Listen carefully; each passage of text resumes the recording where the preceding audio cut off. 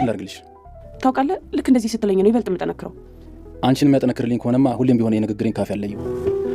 ሱሬ እሺ፣ ቆይ እንዳዘንክብኝ ልንቀጥል ነው? ቆይ ምን አድርገህ ነው የምትይኝ ቤዛ? ቢያንስ ትንሽ ፈገግ በልና ልቤ ይረፍ። ይቅርታ፣ ይህን ያህል አስጨንቅሻለሁ ብዬ አላሰብኩም ነበር። ይገባኛል። እንዲያውም አሁን ላይ እያደረግከው ያለው ድርጊት ከድሮ ይበልጥ እንዳከብር እያደረገኝ ነው። ከምንም በላይ አንቺን እያናደደሽ ያለው ነገር የገባኝ ይመስለኛል። እውነት ግን ሮቤልን የማገባው ይመስልሃል? ምንስ ዓላማ ቢኖረኝ የውሸትስ ቢሆን የእሱ ሚስት መባል የምፈልግ ይመስልሃል? ከንፈሩን ስስም ያየው ልበል እና ታዲያ እጮኛ ነው እንዴ? ለምን ገረመሽ? እሱስ አልገረመኝ። ምናልባት የገረመኝ ነገር ቢኖር ግን ያሸበላ ዶክተር ለምን ያህል ጊዜ እንደፈጀበት ብቻ ነው። አታስቢ፣ በቅርቡ በእጅ ያስገባዋለሁ። በእጅሽ ማስገባት ሳይሆን ቀድመሽ ቤቱ እንድትገቢ ነው የምፈልገው። ሱራፌል በስለት ተወጋ። ሉላ ዶክተር ሮቤልን ለማግባት ወሰነች። ሳሮንና ሽብሩም አንድ ላይ ሆኑ። ሽብሩ ወንድነቴ ተፈተነ ይላል። እኔ የመጣሁት ለክብሬ ቢሆንም ግን ደግሞ አሁን ከክብር ፍቅር እንደሚያሸንፍ ተረድቻለሁ እያለ ነው። ሳራም ለምን ወደ ሀገር ቤት እኔን ይዘኸኝ አትሄድም? ሉሲን ከዚህ በኋላ ተዋትና ሉሲ ጋር ሰላም አውርዳችሁ እኔ እናንተ አብረን ገጠር እንሄድ፣ በዛ ላይ አገር ቤት እኔ ገጠር ወዳለሁ ግብርና ወዳለሁ እያለችው ነው። ሽብሩ እንደዛ አይሆንም እያለ ነው። እተቻለሁ ብሎ የፈራ ይመስላል። ነገር ግን ደግሞ በሳሮን ፍቅር ልቡ ተሸንፏል። ሳሮን ከነሳሚ ጋር ሽብሩን አስማምታው ለቤዛ ሊያግዛት ይችላል፣ ወይዘሮ ዝናሽን ሊከታተልላት ይችላል ብላ አስባለች። ይሳካ ይሆን? ሰላም ሰላም! ውድና የተወደዳችሁ ውድ ቤተሰቦች እንደምን አላችሁ? በያላችሁበት የዓለም ዳርቻ ሰላማችሁ በዘት ትርፍ ይበልኝ እያልን በአዲስ መጥተናል። በቅንነት ላይክ፣ ሼር፣ ሰብስክራይብ እያደረጋችሁ ቤተሰብ አድርጉን። በባለፈው ክፍል እንደተመለከትነው ቤዛ ተከታታይ ድራማ እንግዲህ ሉላ ከዶክተር ሮቤል ጋር ቀን ውሎዋ ያማረ የሰመረ ነበረ። ያው እንዳፈቀረችውና ማለት ወደፊት እንደምታፈቅረውና ትክክለኛ ለሷ የፍቅር ስሜት ካለው እሷን እንደሚተጋገዙ እያናገረችው ነበር። እሱም እንዴት አርጌ ነው ላግዝሽ የሚችለው ባላት ጊዜ ካክስቷ ሀብትና ንብረቱን በሷ እንዲያመጣውና ያ ከሆነ ባላንስድ ሆነው ሁለታቸውም ለትዳራቸው የተሳካ እንዲሆን እሱ ባለሀብቱ ነው፣ እሷ ባዶዋን ሆና ግን የበታችነት እንደሚሰማት አናግራው ነበረ። ዶክተሩም እንግዲህ ይህ ሀሳቧ ግራ ያጋባው ቢሆንም ድንገት ልስምህ እችላለሁ ብላ ከንፈሩን በሳመችው ጊዜ ዶክተሩ ራሱ ተደናግሮ ነበር። ይህን ያረገችው ሉላ ፊት ለፊቷ አክስቷን አይታ ስለነበረ ለአክስቷ ማሳየት የፈለገች ይመስላል። ዶክተሩም እያለ ነበር ለሆነ ሰው ማሳየት ፈልገሻል አይደል እያለ ሳለ ቀጥ ሲልም ወይዘሮ ዘርፌን አይቷታል። ዘርፌን ባየ ጊዜ እንግዲህ ሉላ በልቻው ደህና ደር ብለው ሄዳለች። ግብ አትልኝም ወይ ቢልም እንግዲህ ወደፊት የሱ እንደሆነ ተናግራ ወደ ቤቷ ገብታለች ማለት ነው።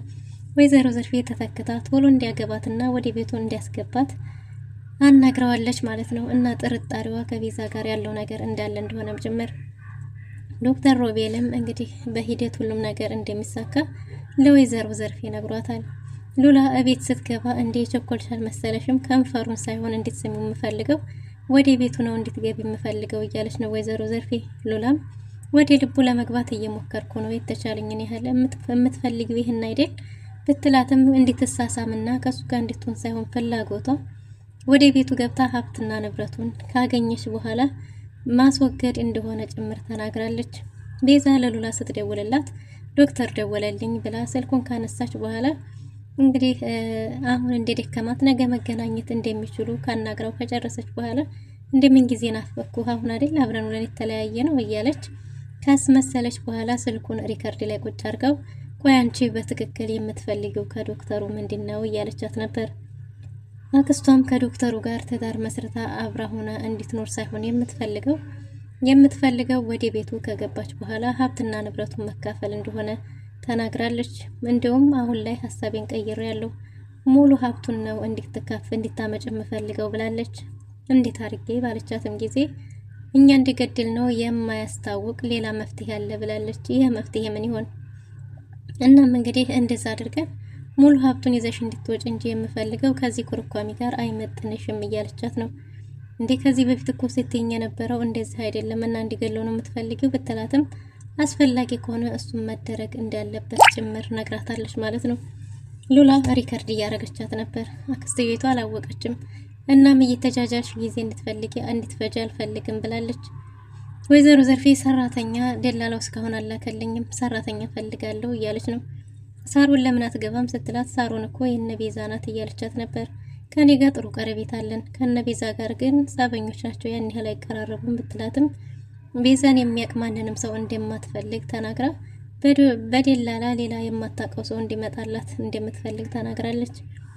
በዚህን ጊዜ እንግዲህ ደክሞኛል፣ ነገ እናስብበታለን ብላ ወደ መኝታ ቤቷ ወደ ማረፊያዋ ገብታለች። ሉላ ከእህቷ ጋር ደውላ እንደናፈቀቻት ነግራታለች። ቤዛም እሷን በጣም እንደናፈቀቻትና አንድ ያለቻት ከሀብቱ ንብረቱ በላይ እህቷ እሷ እንደሆነችም ነግራታለች። ሁለቱም እንዴት ተነፋፈቁ ሀሳባቸውን ተገላልጸዋል። ግን ደግሞ መች ነው የምንገናኘው በተባባሉ ጊዜ እንገናኛለን ተባብለው ነበር። እስከዚያው ድረስ ሁለት ስልክ አዘጋጅቼ ነበር፣ ድምፁን አዳምጪው እያለቻት ነበር። ቅጂው ለአንዳንድ ነገር ዶክተሩንና ወይዘሮ ዘርፌን ዋይጥና ድመት ለማድረግ ይረዳናል ብለው ያሰቡትን አዘጋጅተዋል። እናም እንግዲህ ይሄን በዚህ መፍትሄ እናገኛለን።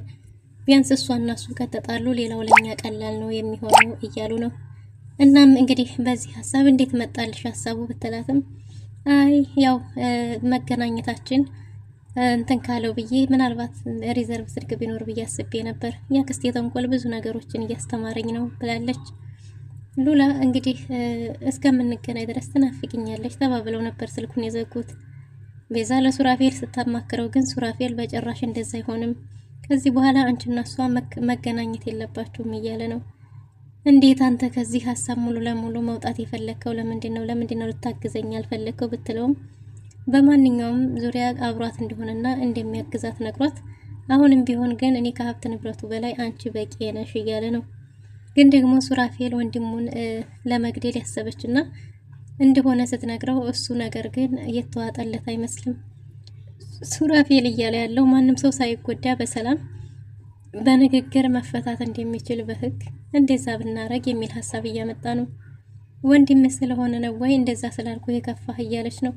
እንዴት እንደዛ ትኛለሽ፣ እንዴት ወንድም ትኛለሽ ያለ ትንሽ አለመግባባት ተፈጥሯል።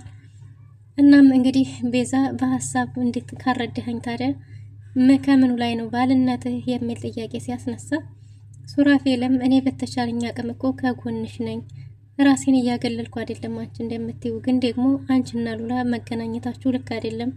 ያ ዶክተር ምናልባት ሰላይ ቢልክስ የሚከታተላት ሰው በእርግጠኝነት ይልካል። ያ ማለት ደግሞ አንቺና ሉላ እንደምትገናኙ ከታወቀ የሉላ ህይወት አደጋ ላይ ይወድቃል። እንደዛ እንዲሆን በጭራሽ አልፈልግም እያለ ነው። እና ይሄን አንተ አታመቻችልኝም ወይ ብለው ነበር። እሱም አሁን እኮ የሪያድ ሾፌር ነኝ እያለ ነው። ሱራፌል ህይወታቸውን ለማሸነፍ እያጡትን በተስፋ ከመጠበቅ ይልቅ እየሰሩ መጠበቅን መርጧል።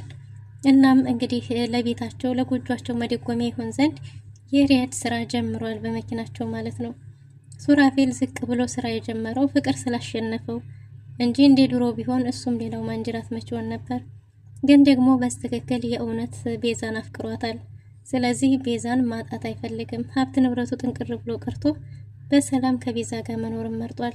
ቤዛ ደግሞ ያንን ሁሉ ሀብትና ንብረት አጥቼ በዛ ላይ ሌላ ሰው ሲፈነጭበት እያየው እንዴት ሰላም የምሆን መሰለ የሚል ጥያቄን አስነስቷል።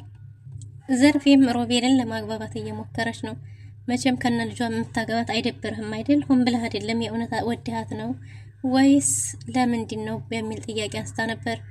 ዶክተር ሮቤልም ከቤዛ በላይ እየወደዳት የመጣው ሉላን እንደሆነ ተናግሯል። ከሉላ ይበልጥ እጥፍ እያፈቀራት ያለው ሉላን እንደሆነ ከቤዛ ይልቅ ሉላን እንደሆነ ተናግሮ ሊያገባት የሚፈልገውም ሉላን እንደሆነ ነግሯታል። ወይዘሮ ዘርፌም እንግዲህ ቶሎ እንዲያገባት ቶሎ ወደ ቤቱ እንዲያስገባት ጊዜ እንዳይፈጅ እየመከረችው ትገኛለች። ዶክተሩም የተቻለኝ ሁሉ እያረኩ ነው ብሏል። ዶክተሩ በሉላ ሀሳብ የተስማማ ይመስላል። ነገር ግን እንግዲህ ወይዘሮ ዘርፌ ሉላን ከቤዛ ጋር ትገናኛለች የሚል ስጋት ስላላት ምናልባት እንግዲህ በሉላ ሰላይ ልትቀጥርባት ይችል ይሆን? ሉላ አንዳንድ ነገሮቿ ጠንካራ ስለሚሉ ተጠራጠረቻት ያለ ይመስላል። እናም ሱራፌል እንዳለው ምናልባትም እንግዲህ ለሉላ ሰላይ መላኳ አይቀርም ማለት ነው። በሌላ በኩል ሳሮንና ሽብሩ አንድ ሆነዋል። ሽብሩ ለበቀል ክብርን ለማስመለስ መጥቼ አሁን ግን ምን ዋጋ አለው ወንድ ልጅ ተፈተነ እያለ ነው። ከክብር ፍቅር እንደሚበልጥ ይኸው በተግባር አየሁ። ባንቺ ተማረኩ፣ ባንቺ ተሸነፍኩ እያለ ነው። ሉሲን ለክብሬ ስል እንጂ በጭራሽ ምንም አይነት ለሷ ስሜት የለኝም እያለ ነው። አንድ ነገር አስቤያለሁ የሚል ጥያቄ አንስታለች። ምን ባለ ጊዜም እንግዲህ አንተና ሉሲን ላስታርቃችሁ እያለች ነው። እዛ ቤት እኔና እሷ ብንታረቅ እንኳን እዛ ጋ ያለው ቤተሰቡም ብሏል ሽብሩ። ቤተሰቡንም ቢሆን አንተ ማስማማት ትችላለህ ስትል፣ አይ ሽብሩ በእንደዚህ አይታወቅምና ለክብሬ ጥሩ አይደለም እያለ ነው። እንዴ ክብርና ፍቅር እኮ አንድ አይደሉም፣ ፍቅር ያሸንፋል ብላለች። እሱንማ ድሮ አባባል ይመስለኝ ነበር፣ አሁን ግን በተግባር አየሁ፣ እጄን ላንቺ ሰጠሁ እያለ ነው። እናም ሳሮን ወደ ገጠር ይዟት እንዲሄድ ጠይቀዋለች። እሱ በጭራሽ አይሆንም፣ የአገር ቤቱ ሰው የሚጠብቀው ሉሲን ይዤ እንደምመጣ ስለሆነ ሉሲን ካልሆነ በስተቀር እንግዲህ አይሆንም ብሏል። እና መቼም ለክብር ብለህ ሉሲን አሁን ሰላም በሀገር ሰላም እሷ ናት በጠብጣትም እያለች ነበር። እናም እንግዲህ ለካ የዶክተሩ ዘመድ ነህ ስትል እሱማ ሱራፌልም ዘመዴ ነው የሚል ሀሳብ አንስቷል። እና ታዲያ ሱራፌል ዘመዴ ከሆነ አንተና ሳሚ ለምን ሰላም አውርዳችሁ በፍቅር አንኖርም? ከዚህ በኋላ እኔም አንተን መርጫለሁ እያለች ነበር። ግን ደግሞ ምንም ያህል ባይፈልጋትም ለክብሩ ሲል ሉሲን ይዞ መሄድ እንዳለበት እየተናገረ ነበር። ግን ምን ዋጋ አለው ልቤ የሸፈተ ብሏል ሽብሩ። ሳሮን አንድ ነገር ማሳመን ይኖርብኛል፣ ከነ ሱራፌልና ከነ ሳሚ ጋር ሽብሩን ማስማማት ይኖርብኛል። ምናልባት ለቤዛ ሊያግዛት ይችላል፣ ያችን ተንከሲስ ሴትዮ ሊሰልልላት ይችላል የሚል ሀሳብ አንስታለች። ሽብሩስ በሱ ሀሳብ ይስማማ ይሆን? ሱራፌል አሁን በጣም ተጸጽቶና የድሮ ማንነቱን ቀይሮ መልካም በሆነበት ጊዜ ፈተናዎች ተደራርበውበታል። ሀብትና ንብረታቸውን ማጣታቸው ሳያንስ ደግሞ እንግዲህ የሪያድ ስራውን እንደጀመረ ምን እንዴት ተፈጠረ ባይታወቅም ሱራፌል ድንገት እንግዲህ በስለት ተወግቶ እንደምንም እየተንደፋደፈ ወደ ቤቱ ገብቷል። ቤዛም በተፈጠረው ነገር ተደናግጣለች። ሱራፌል ፊት ለፊቷ ሲወድቅባት እርዱኝ እያለች የእርዳታ ጥሪ አሰምታለች። ሱራፌልስ ህይወቱ ያልፍ ይሆን ወይስ ይተርፋል? ምን ሊፈጠር ይችል ይሆን? ሱራፌልንስ በስለት ያስወጋው ማን ነው? የተፈጠረውስ ምንድን ነው የሚለውን በቀጣይ ክፍል ይዘን የምንመለስ ይሆናል። ለዛሬ የነበረን ቆይታ ይመስል ነበር። መልካም ጊዜ